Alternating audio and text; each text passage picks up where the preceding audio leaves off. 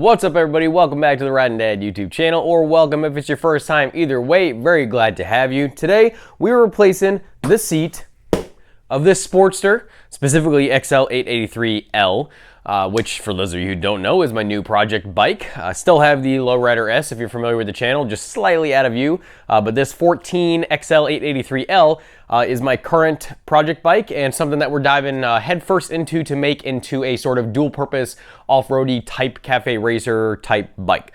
So, without further ado, let's roll that intro. We'll start with the seat.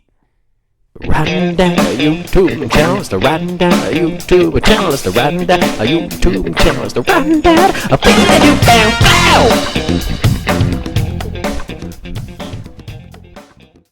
All right, so for those of you who are unfamiliar with the company TCMT, you guys should have watched about 2 weeks ago, I think is when my upload schedule winds up working out with it. I installed a front crash bar. Ignore that sound, that is a bug zapper I got in the back in my garage, doing its job.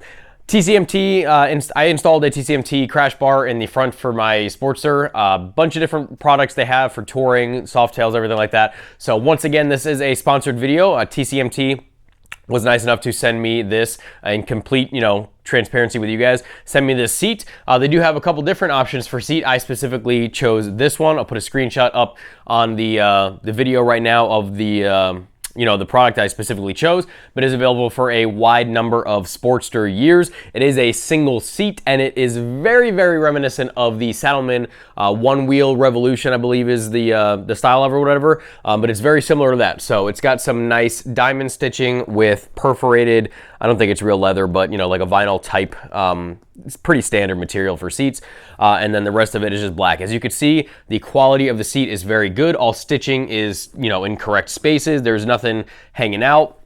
The bottom of the pan appears to be some sort of like injection molded or ABS or whatever. The foam is right behind it. It is very cushiony, so there is a lot of cush to it. The pan is not super sturdy, but the way the seats fit on the Sportsters, I don't think we're gonna have an issue with this at all. We'll get into installing in a minute, but all black hardware, you see all of the seats, the parts that are gonna touch it. If there was any parts that are gonna ruin the paint or finish or anything like that, I wouldn't even worry about it on this seat if that does wind up happening. And that is mostly because this is a solo seat. So anywhere that this touches, you're going to have any seat touch. So even if it scratches a little bit or something like that, I wouldn't care that much, because you're gonna have any kind of seat, unless you're doing like one of those dumb, in my opinion, dumb, you might love it, but one of those like bobber style seats where they just have the springs and they basically sit on top and it's just kind of a pan basically, zero comfort. These are riveted, the front mounting area and the back, the rear mounting, they're riveted instead of screwed. So positives and negatives. Positives being you don't have to worry about the hardware coming loose or screwing it in. Negatives being that you can't adjust it or change it or whatever like that. But and if something does happen with the rivet, you kind of screwed, you're gonna have to re-rivet it back. To change the Sportster seat is kind of different than a lot of other bikes. You have to remove whatever screw you have set up. I have a thumb screw from Saddlemen. I had it left over from some stuff I did on the Lowrider. So you're going to want to remove the screw holding the seat, and this applies whether you have a single, a single mount seat or a dual with the retaining screw hold, whatever you want to call it, pin in the back. Most of the other seats you basically just scoop out. Sportsters are kind of weird. They have at least this Sportster has this like small like big thumb screw kind of thing or whatever. You push it forward and then it pops out. And it's because you have this hole that's kind of like a keyhole slot, and basically, hopefully you can see it in the video, there's this kind of big bolt that sits up there. So you take your old seat off, throw it in the trash, because stock Harley seats are for the trash. Put the new seat on, put it right in between the frame and the tank. There's gonna be a little spot for it. Angle it up. You'll feel the resistance. You're gonna push it forward.